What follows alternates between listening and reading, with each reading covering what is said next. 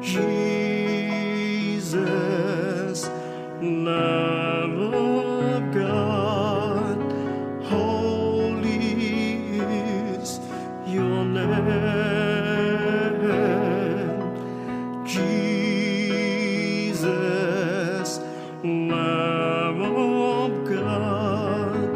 Nais ko lamang bibigyan ng pagpapahalaga itong napakagandang awitin. Ang pamagat ng awiting ito ay You Are My All in All. Napakaganda po dahil sinasabi ng awiting ito, You are my strength when I am weak. You are the treasure that I seek. You are my all in all. I'm seeking you as precious gem. Lord, to give up I'd be a fool. You are my all in all. bakit nga ba nabanggit ko itong awitin? Itong You Are My All in All. Dahil narelate ko ito sa buhay ni Pedro. Na nung tinanong ni Jesus si Pedro at ang kanyang maalagad, sino ako ayon sa inyo? Tumayo si Pedro. Kayo po ang Kristo, ang anak ng Diyos na buhay. Napakaganda dahil sa kabila ng kahinaan ni Pedro, sa kabila ng pagkukulang ni Pedro, sa kabila na nandoon ang napakalaking challenge na doon sa Caesarea Philippos, itong mga alagad na ito ay teritoryo ng mga pagano, sentro sa pagan territory. Doon pa tinatanong ni Jesus itong mga alagad na ito, na para bagang kay Pedro, You are my all in all, Lord. Sa kabila ng kahinaan ko, sa kabila ng aking mga pagkukulang, nakikita ko sa iyo si Kristo, ang anak ng Diyos na buhay. Napakaganda po dahil yun nga, ang kasunod dito sa koro, Jesus, Lamb of God, holy is your name.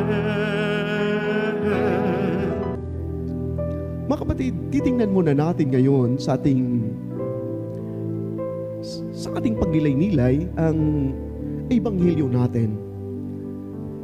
Ang lugar na Caesarea ng Pilipos. Napakagandang titingnan natin dahil kaiba ito sa lugar ng mga Hudyo. Again, dinadala ni Jesus itong mga alagad na ito sa isang lugar na sentro o pagan territory. At alam naman natin, pag mga pagano o itong Caesarea Philippos, ay ito yung lugar na makikita natin na ang daming mga shrine na tinatayo, dedicated doon sa mga Griko at mga Romanong mga Diyos. O sinasabi dito na Diyos na Pan, no? P-E-N, na Pan. So makikita natin, napaka-challenging ito.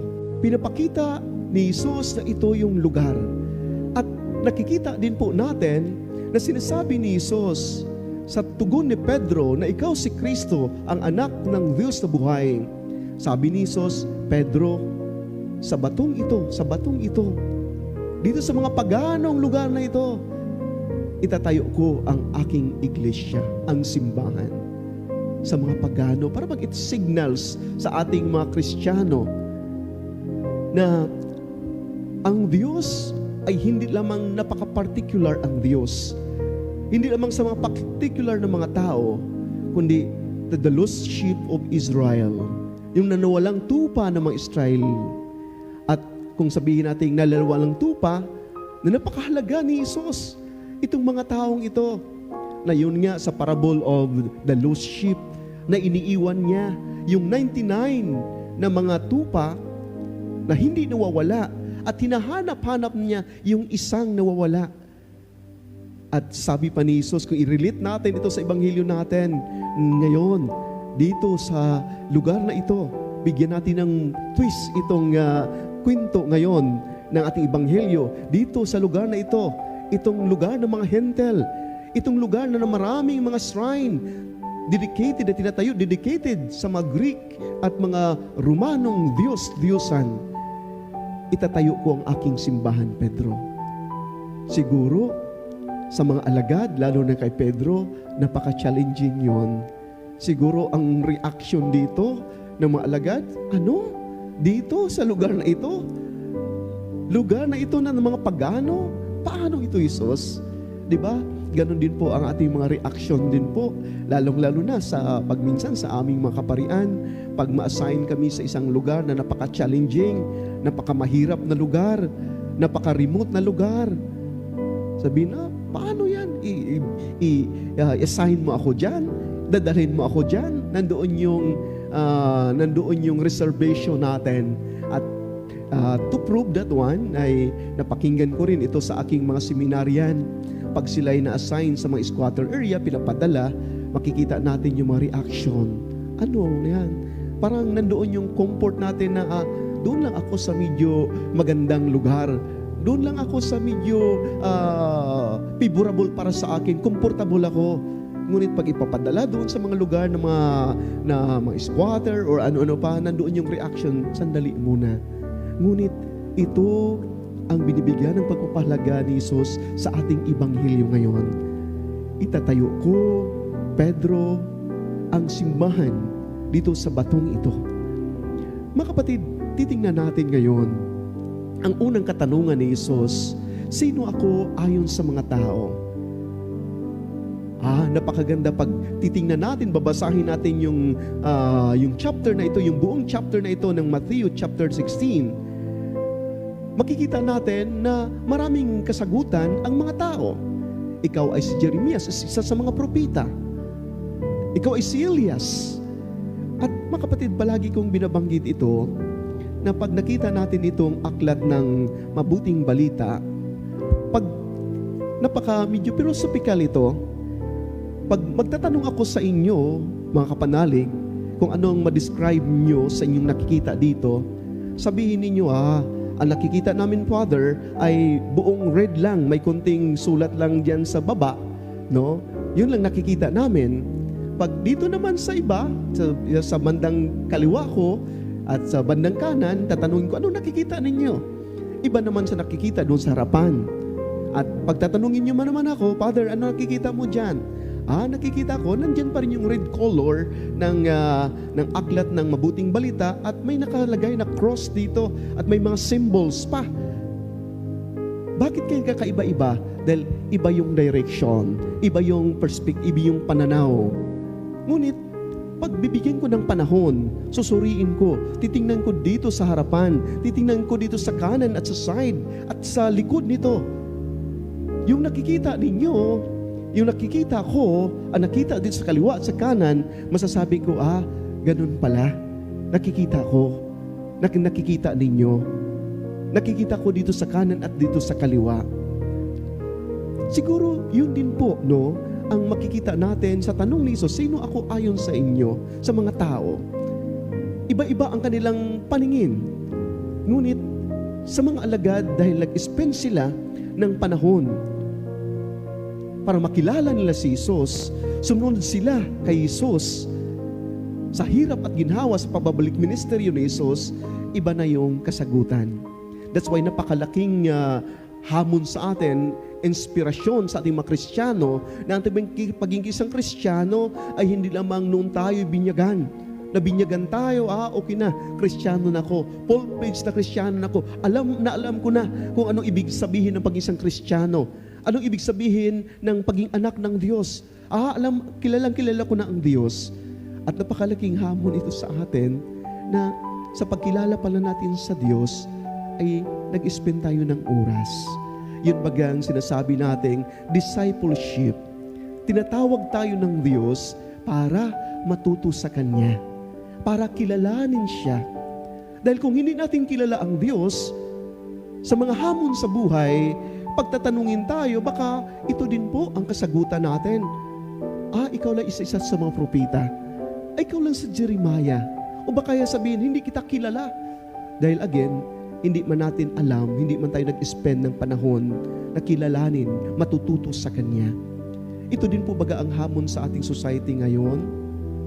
Sa mga magulang, may nangyayari sa Mindanao, yung sa isang school naman, without naming the name of that particular school, yung isang bata na mamamaril, no?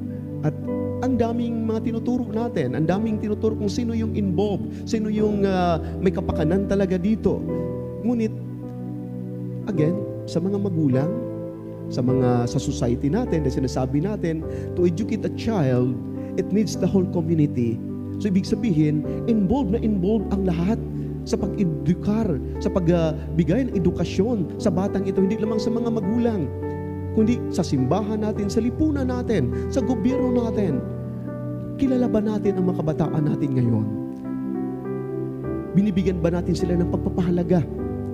Kung sinasabi ni Dr. Rosie Rizal, ang pagkabataan, ang pag-asa ng ating bayan, may pagpapahalaga ba tayo sa kanila?